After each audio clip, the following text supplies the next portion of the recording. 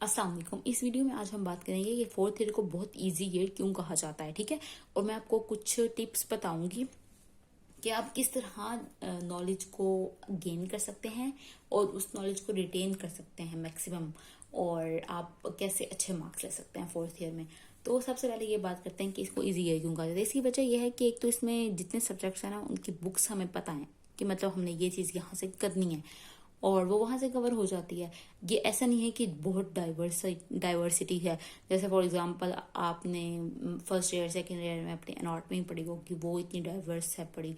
इसी तरह आपने फार्मा थर्ड ईयर में पढ़ी होगी, तो वो आपको समझ नहीं आ रहा था कि आप कैटसन से कभी कर रहे हैं, कभी क्या प्लान से कर रहे हैं, कभी लिव इन कॉट से कर रहे हैं, तो ये डिफरेंट हो जाता है। लेकिन इसमें यह है कि आपको बुक्स का पता है और आपको बहुत इजीली सारी चीज़ों का पता होता है आगे से। ठीक है, तो आप आसानी से कर लेते हो। अब जैसे ईएनटी है, अब ईएनटी की सिर्फ एक ही बुक है और इसमें जो हमारे पास यूएचएस के टॉपिक्स है ना, वो भी उन्होंने जो टेबल ऑफ स्पेसिफिकेशन है वो भी दिए हुए हैं और वो टॉपिक्स इस बुक से भी कम है। मतलब ये पूरी बुक भी आपने इतने अच्छे तरीके से नहीं करनी होती। जो ज़्यादा टॉपिक्स उन्होंने दिए हुए हैं टेबल ऑफ स्पेसिफिकेशन में, उस पर आपने ज़्यादा फोकस रखना होता है और बाकी टॉपिक्स को आपने एमसीक्यूज के लिए कर लेना होता है। ठीक है, जैसे आप फॉर एग्जांपल यहाँ पे जो टॉपिक सबसे पहले स्टार्ट हो रहा है वो है एनाटॉमी ऑफ एयर।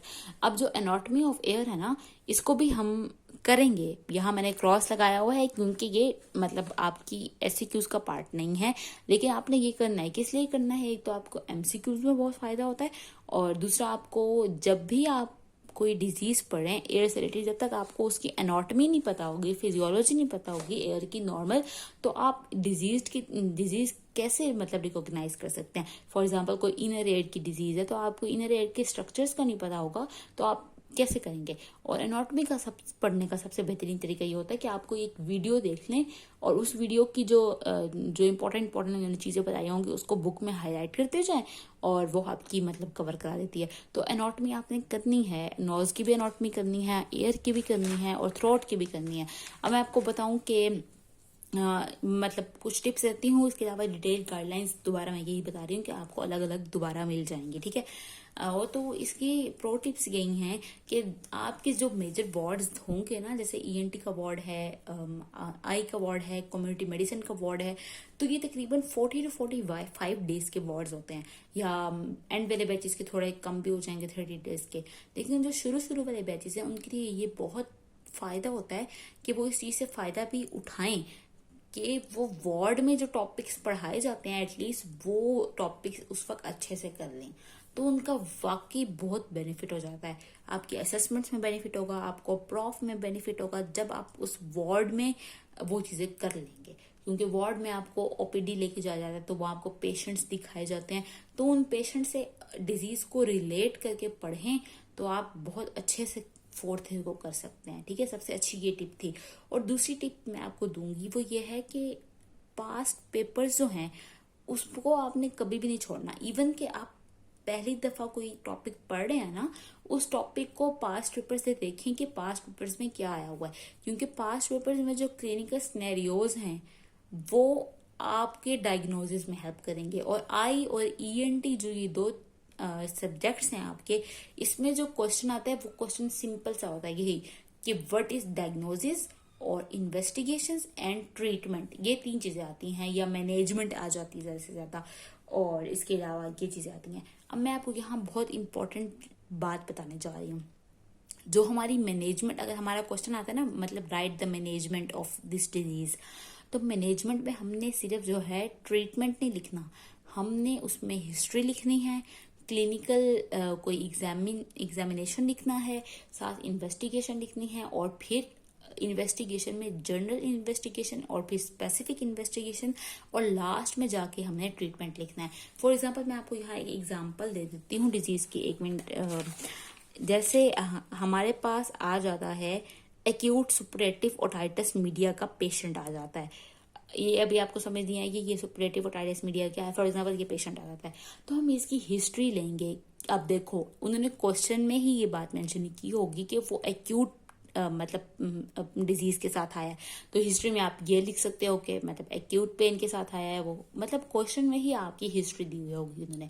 और दूसरे नंबर पे आपने क्लिनिकल एग्जामिनेशन कैसे किया, वो सिंपल सा होता है कि आप जनरल एग्जामिनेशन लिख सकते हो, कि आपने मतलब एयर को पुल करके और इस तरह एग्जामिन किया। बाकी जो भी एग्जामिन यहाँ पे एग्जामिनेशन वहाँ पे लिखा होगा, टॉर्च लाइट डाल के आपने एग्जामिन किया, इस तरह।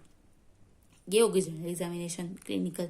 और तीसरी जो चीज़ होती है वो इन्वेस्टिगेशन होती है। जर्नल होती है और स्पेसिफिक होती हैं। जो जर्नल होती हैं वो हम सीबीसी कर लेते हैं, और रीनल जो हमारे पास टेस्ट होते हैं वो कर लेते, रीनल फंक्शन टेस्ट होते हैं वो कर लेते हैं। और इसी तरह हम सीबीसी में इसलिए करते हैं कि हम देखें कि जैसे कोई ब्लड डिसऑर्डर तो नहीं है, एनीमिया तो नहीं है। अगर हमें, क्योंकि ईएनटी पे मेजर ना ऑपरेशन भी करने होते हैं, तो ऑपरेशन करने के लिए हमें ये देखना पड़ता है कि उसका ब्लड लेवल नॉर्मल है और आरबीसीज और ये डब्ल्यूबीसी वगैरह नॉर्मल हैं। तो ये हमने मतलब उसमें लिख लिया।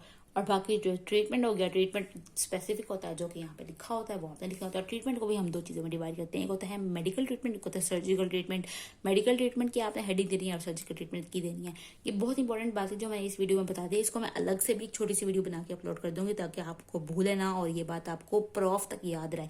आप अगर शुरू से मतलब अटेम्प्ट करने की इस तरह कोशिश करेंगे ना पेपर को, मतलब आपकी अपनी असेसमेंट्स में ऐसे पेपर अटेम्प्ट करने की कोशिश करेंगे तो आपको आदत हो जाएगी आगे जा के, और आपके लिए बहुत मतलब लगेगा कि वाकई में मैं पेपर जो अटेम्प्ट कर रहा हूँ, डिफरेंस आपको लगेगा कि इतना अच्छे तरीके से ये लिखा जा रहा है।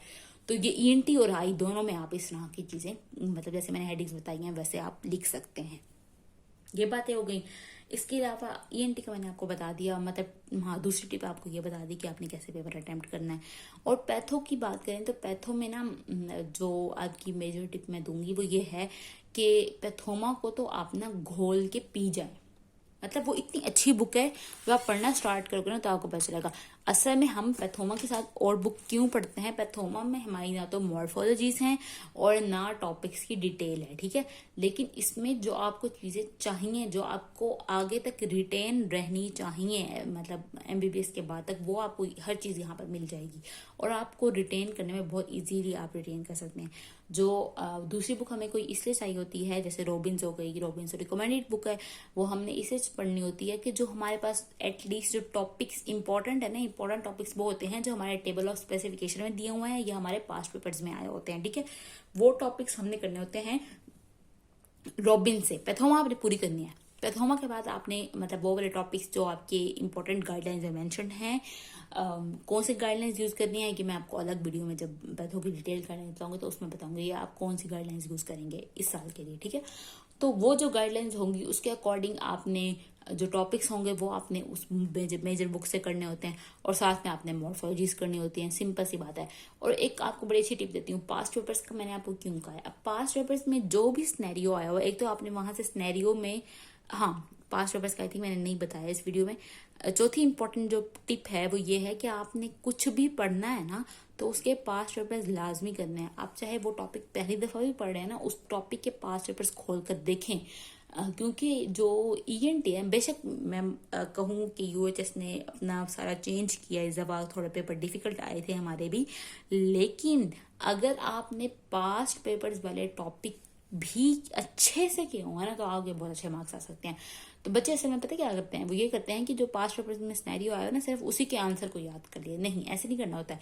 जो पास्ट पेपर्स में टॉपिक से सिनेरियो उन्होंने बनाया है ना, उस टॉपिक को आपने पूरा करना है, और चाहे वो एक दफा भी टॉपिक आया हुआ है, और वो टॉपिक आपने इस तरह करना है कि वो आपके अच्छे से कॉन्सेप्ट क्लियर हों। अब मैं आपको ये क्यों कह रही हूँ कि आपने पास्ट पेपर्स लाजमी करने हैं। मैं आपको आई और एनटी एग्जाम्पल देती हूँ। आप कभी भी ऐसे अगर बुक पढ़ते जाओगे ना, आपको कभी भी कोई डायग्नोसिस नहीं बना सकते जब तक कि आप उसके पास्ट पेपर्स की प्रैक्टिस ना करो। पास्ट पेपर्स इसलिए होते हैं कि आप एक चीज़ की प्रैक्टिस कर रहे हो, ठीक है, और प्रैक्टिस क्वेश्चंस जैसे होते हैं, तो वो आपकी प्रैक्टिस के लिए बहुत इंपॉर्टेंट चीज़ें होती हैं, तो वो आपने लाजमी करने होते हैं।